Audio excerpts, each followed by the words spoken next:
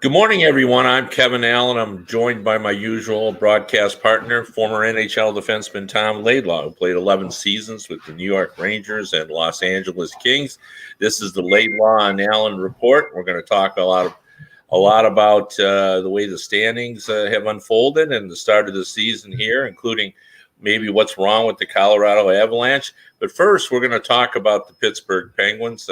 This was a team that I thought was going to hang on and make it into the playoffs, and Tom thought would fall just out of the playoffs. And we've brought in Joe Starkey, who's been around the Pittsburgh sports scene for a lot of years. He's now with the Fan Radio. He has a regular spot there, and he does some writing for the Pittsburgh Post-Gazette. Welcome to the show, Joe.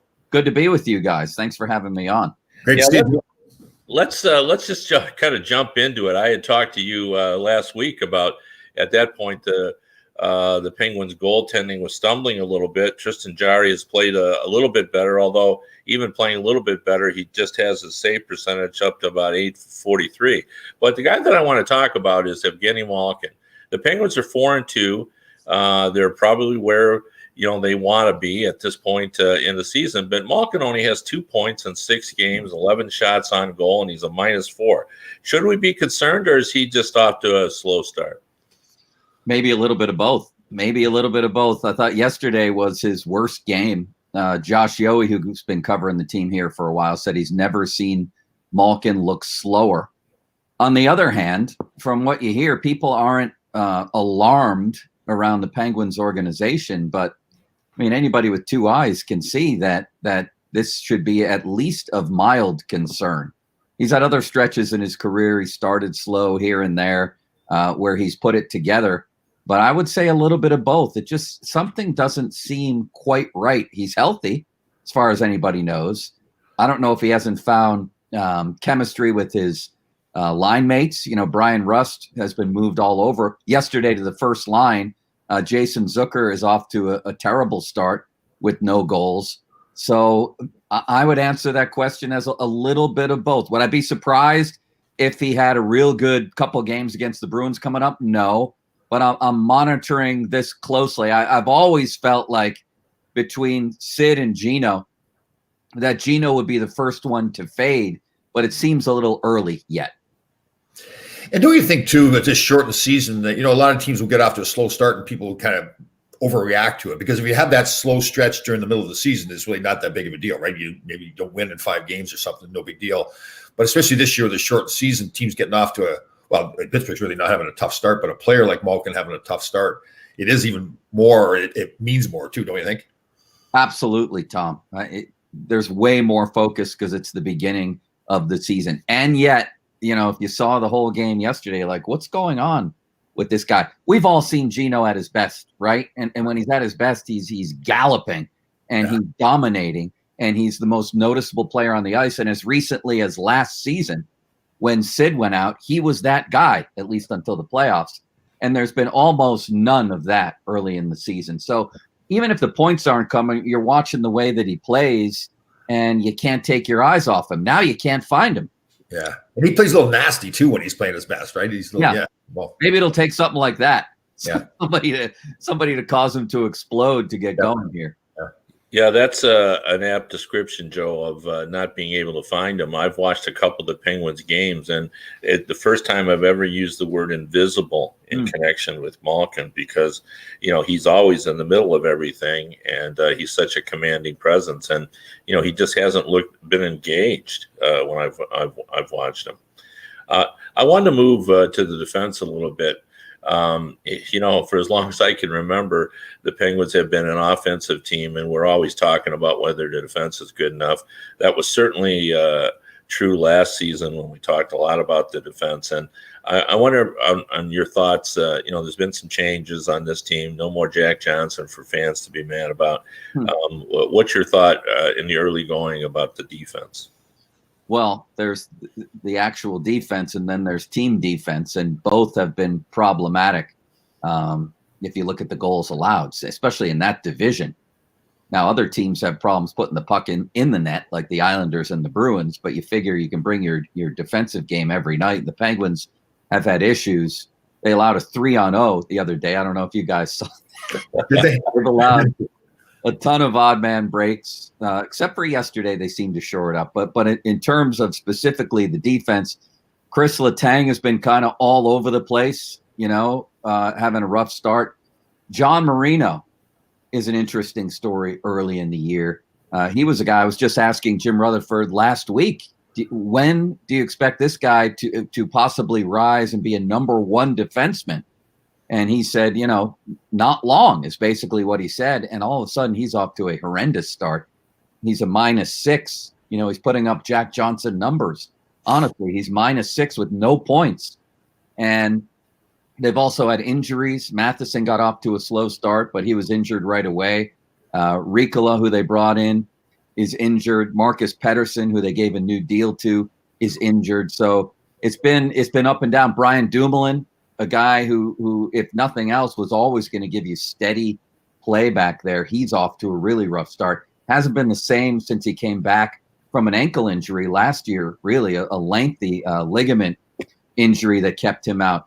The bright spot is Pierre-Olivier Joseph, who they got in the Kessel deal, has had 2 really decent games to start his career. They're really high on him, but it's been an adventure to say the least. And the Penguins overall, they've won 4 in a row, but they've only won once in regulation so far this season, and that was in the last 2 minutes yesterday against the Rangers. So I kind of feel like this is either going to get way better, like they're going to find their sea legs. We're talking about Gino and Letang and people like that, or they're just going to struggle to stay right around that playoff bubble the whole year.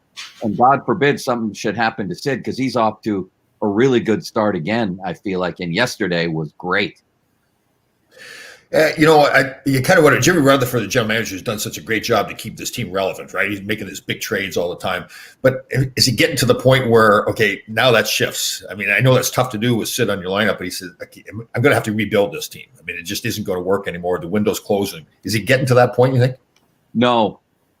I think if he does get to that point, he'll get out. And I think he's signed through next season. But in the meantime, the ownership mandate around here is win now, win now, win now. And I think that's the only mandate that Jim Rutherford really wants to work under at this advanced stage of his career. And we'll see how. Don't you think they see, though, that it's just, I mean, at some point with these teams, the Rangers did it, Boston Bruins did it, other teams are doing it. At some point, you just got to admit to yourself, I just can't keep winning anymore. It's just not there. Like our star Absolutely. player. Right. Absolutely. And people could argue with plenty of ammunition that this team is at that point.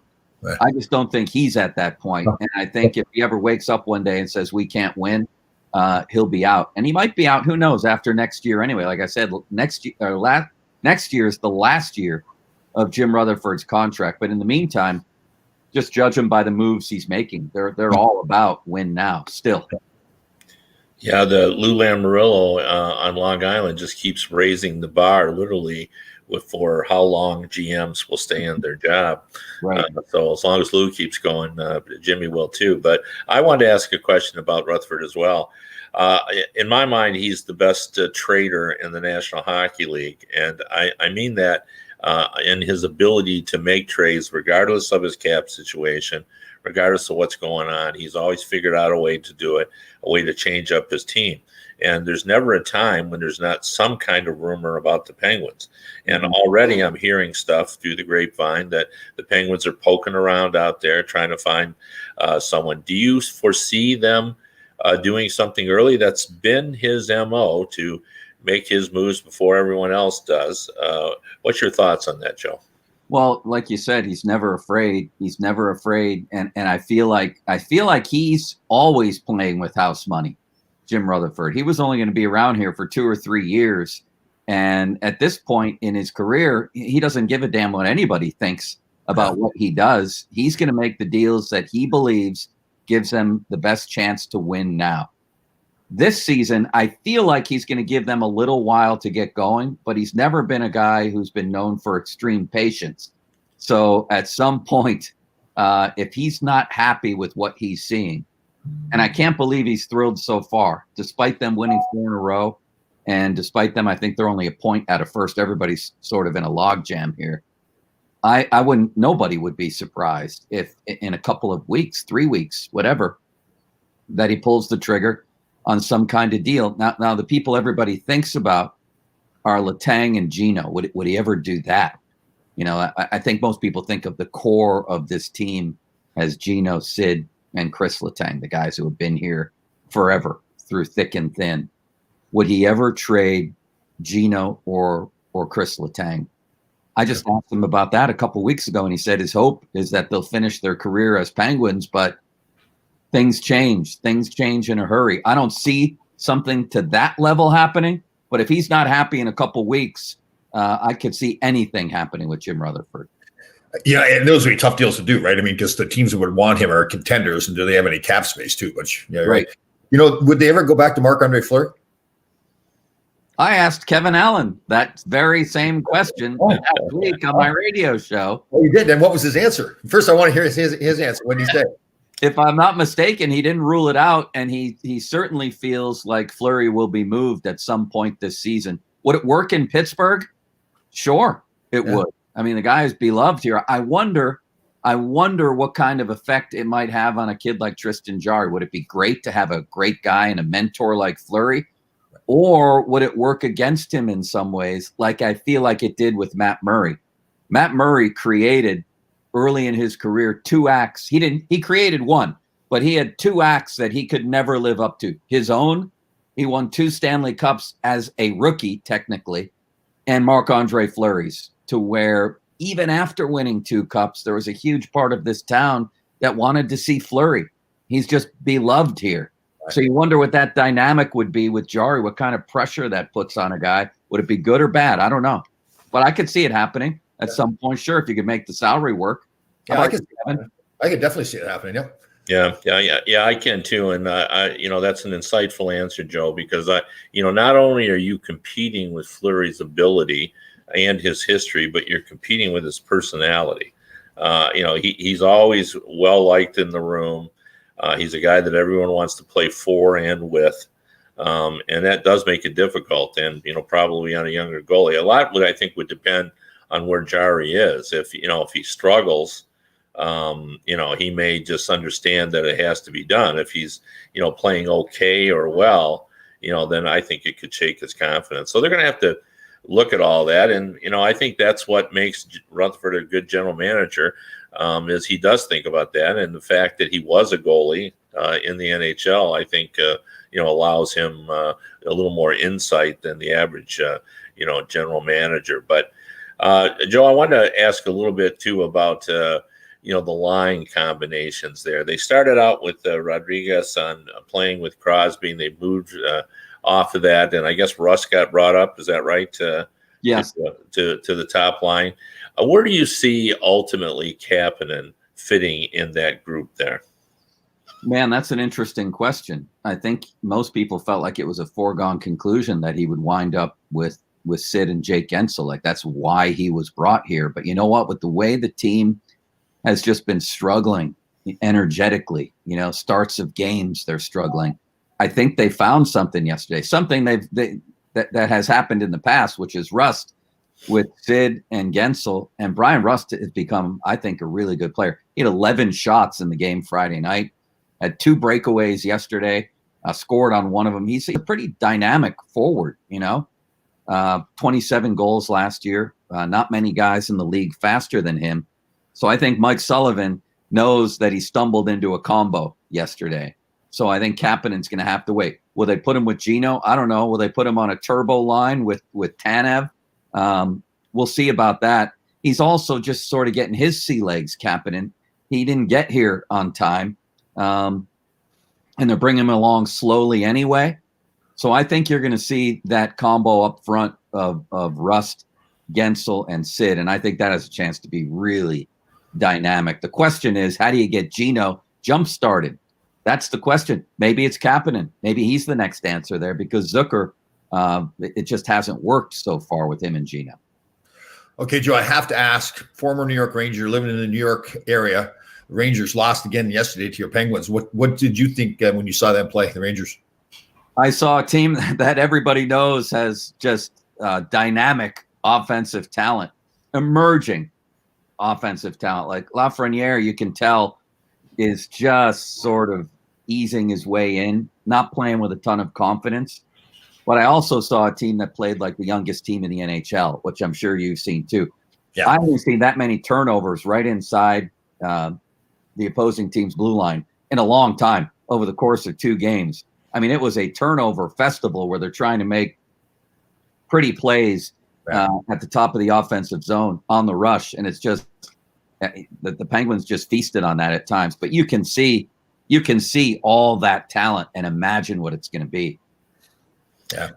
All right, Joe. Well, we appreciate having you. We've run out of time for this segment, but I hope to have you back as the season progresses. I appreciate your insight. Loved being on with you guys. Thanks, Tom. Thanks, Kevin. All right. Thanks, Joe. Good to see you.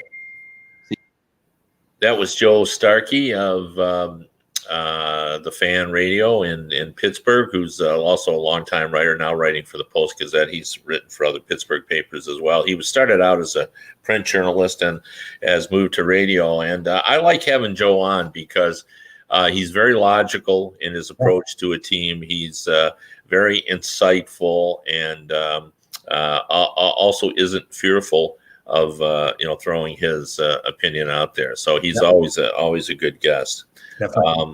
What's your thoughts on Pittsburgh? You thought they were going to miss the playoffs. Like, they haven't been world beaters. On the other hand, they're 4-2. I know. That's watching them play. I'm surprised that they've got that record, right? I mean, I still don't think they're going to make the playoffs. It's just like he says, it's Letang. I loved him as a player. If anything, he's probably trying to do too much, especially at his age. It's just not there. I don't think their goaltending is good enough. That's why I do believe Marc-Andre Fleury would be the answer there. And I think actually he could help that young Jari. You saw it with Lundqvist here in New York last year too, right? It's clear there's a legend in Lundqvist. Now comes Shesterkin and Georgiev come in, and Shesterkin and Georgiev both played really well with Henrik there. Now Henrik is gone. Now I'm not saying that's the reason, but those two guys are not playing as well as anticipated for the Rangers right now at this point of the season, anyways. I just think it's, I know, and it was interesting. I didn't realize that. I guess I kind of did know that. Like, the mandate there is to win now, and Jimmy Rutherford's only going to win if I didn't know that's where he stood on things. I thought he would orchestrate a rebuild, but the fact that you got to look at his age. He's in his 70s. He doesn't want to go through a rebuild.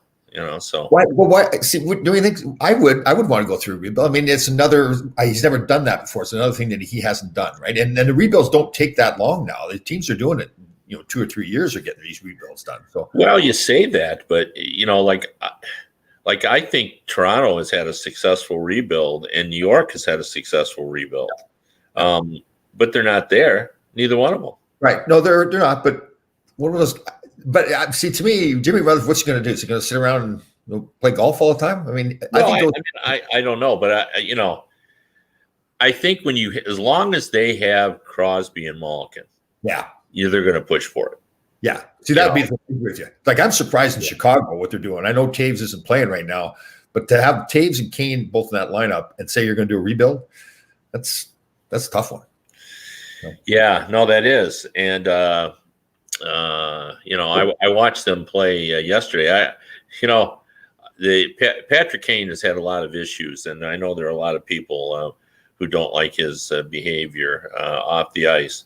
But saying that, on the ice, he's been such an incredible competitor. Like, I watched him play, and this is a team that everyone thinks will be at the bottom of their division, along with Detroit, and he's out there playing hard every shift. And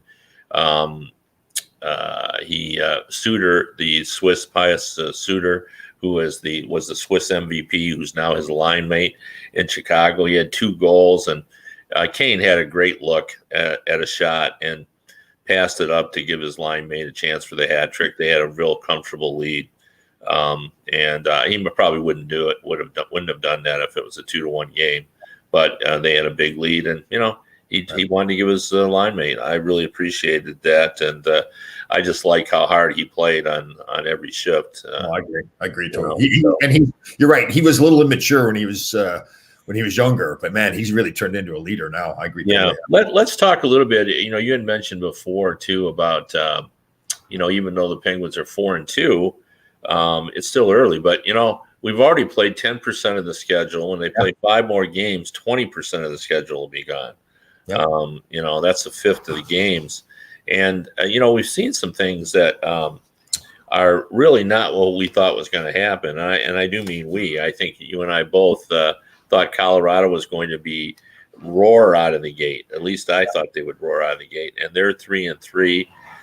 Vegas is 6-1, despite the fact that, I think they had what we would call a tumultuous off season. Minnesota's 4-2. Dallas is 2-0. We wondered whether or not that they, were just a hot team as opposed to a good team.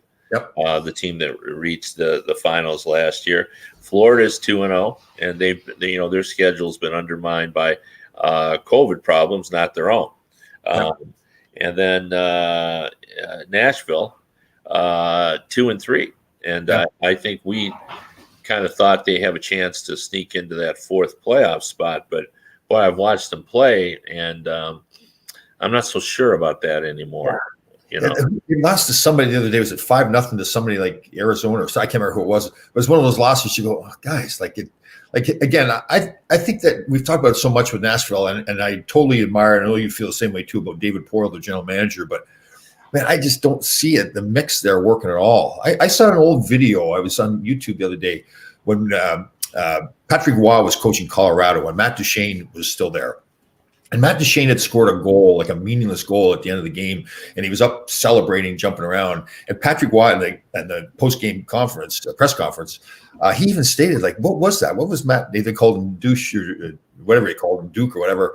And he's like, he was criticizing for the way he was acting after this meaningless goal. And I hate to point at one guy, but the character issue with Matt Duchene for me has been an issue. I just have always seen this kind of guy that's always concentrating just on himself, not on the team. And that's kind of indicative of the way I see Nashville play. And I'm not saying every player on the team is like that, but that's the problem for me. I just think Nashville's kind of, man, that whole culture there just isn't there. And and the fact that David Poile really hasn't changed it very much, obviously he doesn't agree, and he's closer to the team than I am, but that's the problem, I think. Yeah, for something like that, not that he's been doing any of that this season, but what I always say is you got to earn the right to do the kind of hot dog stuff. Like if Alex Ovechkin wants to celebrate a goal any way he wants, I'm totally fine with that. Well, yeah. And actually, at first when he was doing it, I was like, what's this guy doing? But now when he does it, it's kind of cool. And he's earned that right. Yeah. He's a big time goal scorer, and if he wants to celebrate, whatever he wants to do is kind of okay with me. But I know what you're saying too. Like you've got to kind of reach that point where you've garnered enough respect that you can, be outside the box a little bit with your celebration. But when he's a player like he is at his level, and he's an older player now, it's like that's what you want your guys to be, acting with a certain character level. Like when the game's out of hand, you score a goal, you got to show the rest of your teammates it's not about me, it's about the team, right? Those kinds of little things. Yeah. And it just, you don't see that from that. In fairness here, I don't want people to think that he's been doing that this season. I haven't seen any or heard anything about that. But I just haven't seen enough out of this Nashville team that inspires me. It doesn't look much different than last year, exactly. Where they've got a good defense, and when their goaltending is decent, they're okay. But they don't have this dynamic offense that can go out and put on a show, and all of a sudden you're saying, okay, they got stuff going. Like I just don't feel they're a team that gets me excited about their possibilities. Yeah, like you watch Columbus play. I watched them play Tampa the other day there, and they just had the big trade where they traded showed and then get lined it back. But neither of those players are in the lineup, and Columbus played great. They against a Tampa team that's a good hockey team, obviously the Stanley Cup champions. So. So you see them get so much out of their game, and then you watch Nashville play, and it's just you get so little out of their team. I think the actual team on paper is a very talented hockey team. But they're not getting it done. Yeah, that's a good segue, because I wanted to talk a little bit about that trade and the Columbus. I agree with you. I watched that game too, and it's interesting to me, a couple of elements of that. You could feel how excited they were by that trade, by the way they played. Right. you could hear after the game when Foligno spoke, the captain, that they weren't pleased with Dubois. And they clearly kind of felt betrayed. That was my reading between the lines. Now he didn't use those words. He didn't actually even imply that. I'm just sort of casting my thought process on what he said. But they were clearly ready to move on, and that's why that trade had to be made. And this is I like how that Columbus team plays all the time. You and I both do. I thought they have the defensive style and the aggressiveness, and they're so hard to play against. It's perfect for the playoffs. I think they have the goaltending. Like, I think that tandem works for them. Korpisalo and Elvis, I think they're both, and neither one of them are great, at least not right now, but I think they're both good enough that they could carry that team. What they were really lacking was offense. They just don't have it. They don't score enough goals. And I wrote prior to that trade that I felt they're about 30 goals short. That's the way I viewed it. And I said, look, trade, you aren't going to win with him, even though he's a good hockey player. So you might as well go out and see if you can improve the area where you need help. And I think they did. I think they improved their team by 20 goals. And this is my argument. Even though Dubois is a good hockey player, and they may go 10 years until they find another center quite like him, because those guys are hard to find. Laine is got a uniqueness about him because of that release and that shot, and he adds an element they don't have. They can sort of fill in the cracks a little bit at the center position, and getting Roslovic, I thought, was just a nice cherry on top. From Columbus, wanted to play there, really fast, which is the way the game is played now. I think even though he only scored 12 goals last year, he's still young enough. I think there's an upside. I don't think he's a big-time scorer, but I think he could score 20, given the right opportunity. So I like that trade. I would have made that trade on both teams because they both had distressed players. I would have done it if I was Winnipeg, because they had been looking for a number 2 center. But I like it more from the Columbus perspective. Right. So how many goals would you say Dubois, how many did you count him for? 30? Is he a 30 goals? Well, I don't think he had 27 in his second year, but last year, I don't even think he had 20. All right. So let's say he's a 25 goal scorer. Roslovic is what? You think he's a 20 goal scorer? I think he could be. He's probably going to be like an 18 goal scorer. We'll go 20, round it up to 20. And then Laine, what do you got him for, 30? I would say 35 every year. Okay. So that's 55 additional goals to Columbus, but they lost 25 with Dubois. So it's like a 30-goal swing potentially.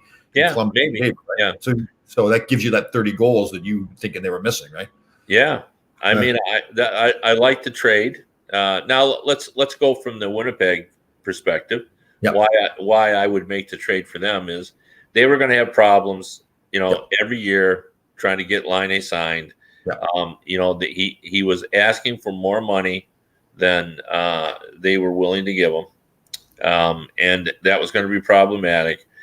In this way, they fill the position they needed. They needed a center because Stastny is a short-term fix. Now he can slot down and play the number 3 center, which is probably where he fits nicely at this stage in his career. He's been a guy that's played top 6 minutes, but I don't know if he's there now. He can play there, but obviously Dubois is a good two-way, nicely number 2 center. In fact, I got into a debate with people about whether he really is a number 1 or a number 2 center. Will he score enough? I think he will. He's at 50 points, but so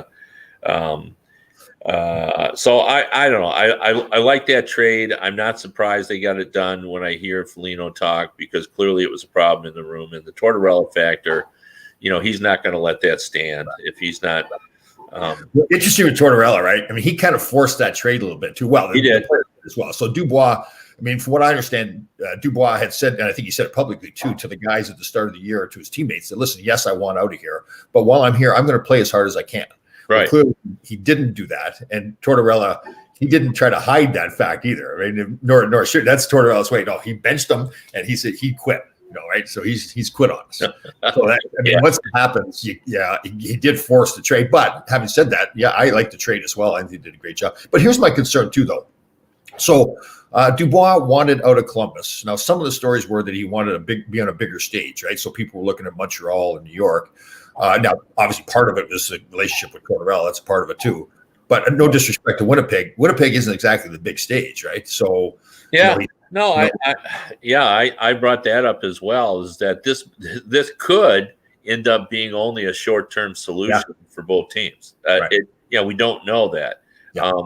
Now, coming in, Laine was interviewed and seemed excited by the move. He didn't say, well, I'm right back where I started. He pointed out that Roslovic, being from Columbus, had said a bunch of nice things about Columbus to him, and that he was going to enjoy living there.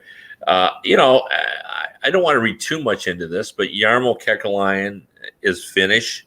He's Finnish. Maybe there's a connection. Maybe there's a better comfort level there. I don't know. I'm just kind of speculating. And I think it will all depend on how well it goes there, and how much are they willing to pay him?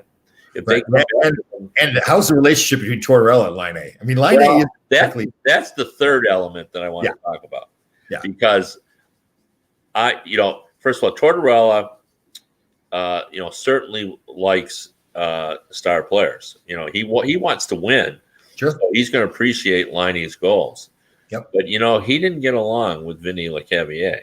Totally. Yeah. And Laine's work ethic at times has come into question. He has games when he looks like Alex Ovechkin, and he has games when he doesn't look like Alex Ovechkin. Yep. So, how would they get along? We said the same thing about Max Domi, and already we've had issues with that. Max Domi's off to a terrible start, and if I watch the way Tortorella has dealt with him, I would say Tortorella right now is not pleased with. So hopefully, somebody like Kekalainen can get to Laine to say, listen, if you listen to Tortorella, he can make you the best player possible. He will get everything out of you. But if somebody doesn't explain that to him, he's going to think this guy's just riding me all the time, right? And it sounds like it's a simple thing. You should be able to get that as a player. But I can tell you, and we've talked about this before with Herb Brooks, I didn't always get what Herb was doing with me. He would ride me sometimes, or say things to you and other players, but he was always trying to get the best at it. Now you can look back at it years later and see what he was trying to do. And it's the same thing with Tortorella. He's trying to do is get the best out of each player. And if you can understand that and put up with the way he does it, but Tortorella's that kind of guy too. That he's going to have he has a target on Dubois, right? Because Dubois wasn't being the best player possible. So Tortorella, I need to get on him. But once that target gets off you, once you now are working hard enough and you are doing the things that Tortorella wants you to do to become that best player, now the target gets off you. He isn't riding you all the time anymore, right? He says, okay, I've got through to him. He knows what to do. He knows how hard to work.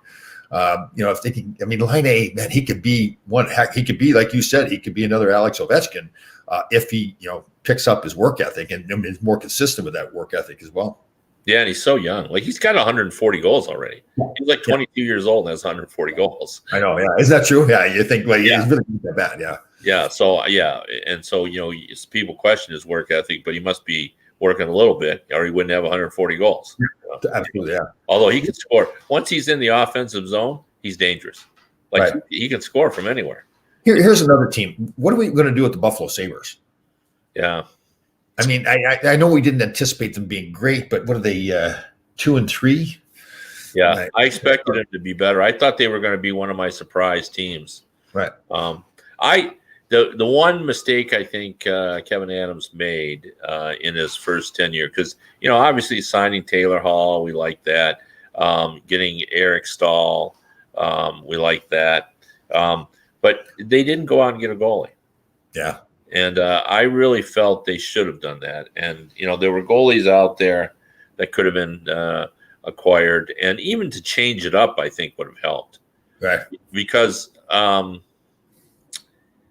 they've got some nice pieces there. Eichel and Dahlin, Taylor Hall, like Reinhardt's picked it up a little bit as well. I'm a little bit disappointed that they haven't emerged stronger. It's kind of like you're wondering, like, what is going on in Buffalo? Like all the changes of regime and all that kind of stuff, change the coaches, change the general managers, and they just keep on. It's the same old thing. Yeah, I'm not sure what's going on there. But it's a little bit disappointing, and again, you can say it's early, but the clock's just ticking away. Okay, I had a major bone to pick, and it's not hockey; it's football. Yeah. What was the coach of the Green Bay Packers thinking, kicking the field goal with just over 2 minutes to go late in the game? Yeah, Tom Brady was not playing well at that point. I guess his logic when he did it was he said after, he's like, we were hoping because Tom Brady wasn't playing well, we needed to get more than just a touchdown. And they needed 8 points to tie the game. If we get 3 there, all we need to do is get a touchdown. We don't need to get an 8-point touchdown, just a touchdown. Yeah. If we get the ball back. But, well, the bigger thought too is why didn't Rodgers? Now it's real easy to say, he's in the heat of the battle, but right. It looked like he had a clear path he could have run. Right.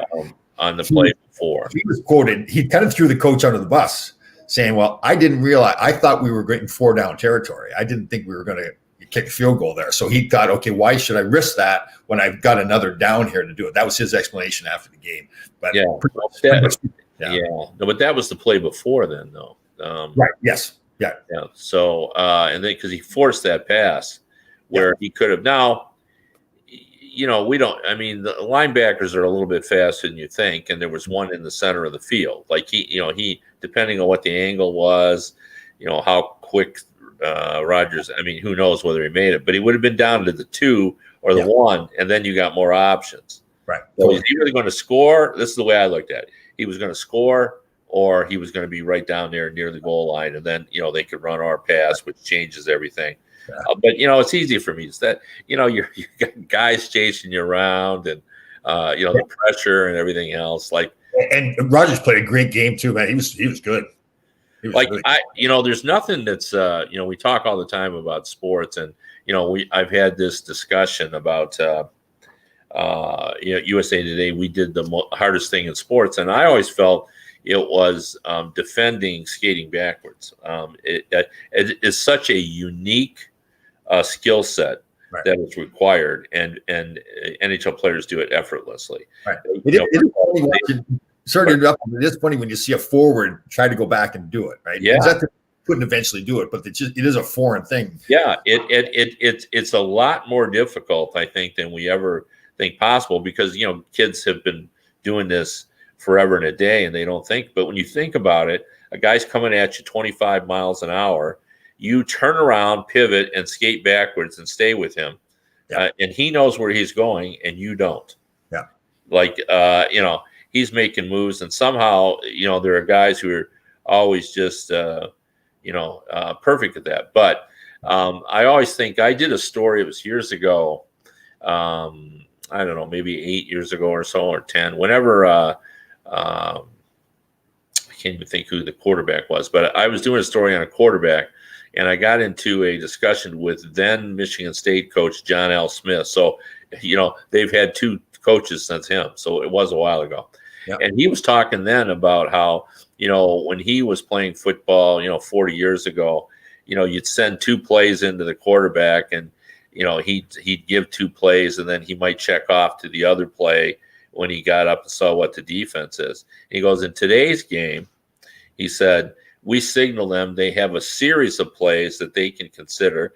They call one in the huddle, and when they're getting set up, they may switch it right then, depending on where the defense is.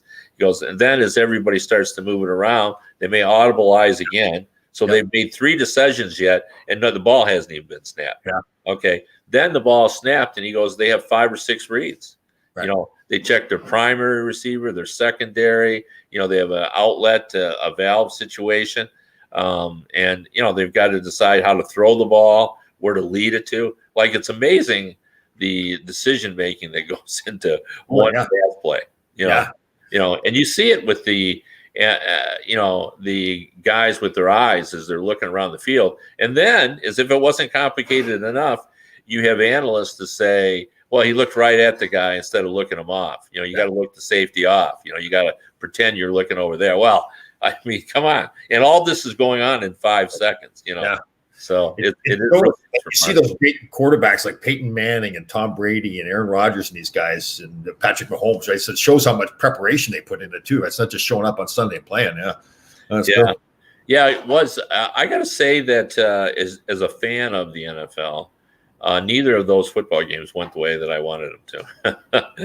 Yeah. I was kind of hoping Buffalo would get their shot. It would have been a good story. Yeah. But I'm so impressed with Mahomes and the Chiefs. Oh, yeah. Mahomes is only 25 years old. Yeah. Like, it was interesting too. Like Tom Brady played really well in the first half. Second half wasn't so good. No, but I mean, what he's accomplished is, holy cow. Yeah. Because especially given that, there were people who said, well, he was product of the system. I roll my eyes when people say that. Product of the system. It's all Belichick. Well, guess what? Different system. And apparently the Patriots were a product of. Yeah. I was listening to Bruce Arians, the coach of Tampa, talk, and he actually came right out and said it. It's just amazing watching Tom Brady coach.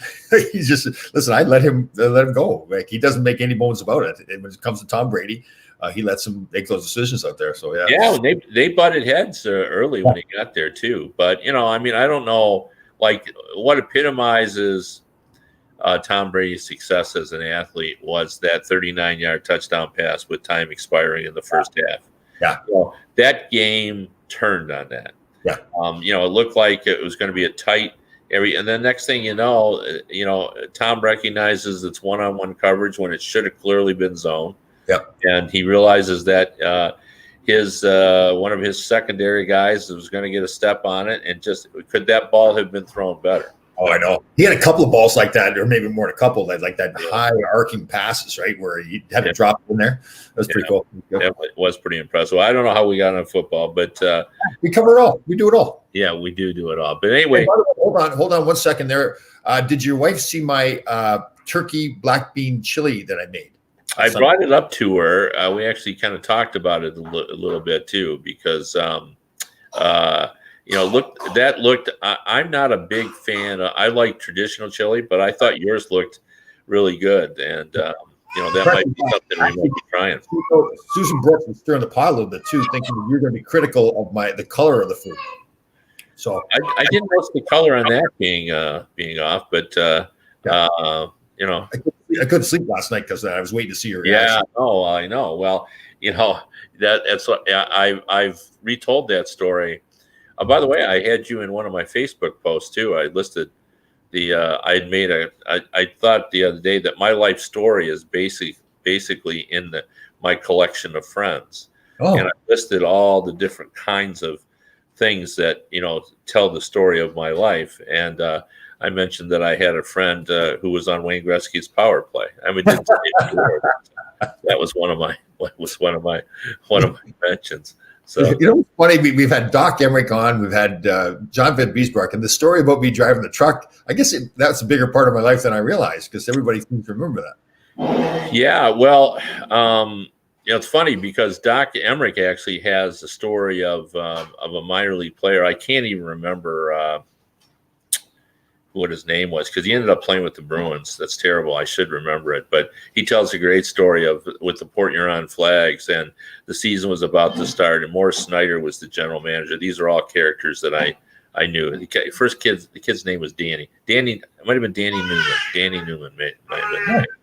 But anyway, he Morris Snyder, they were going to the first game, and he said, "Kid, you got to make up your mind. Sign the contract or get off the bus."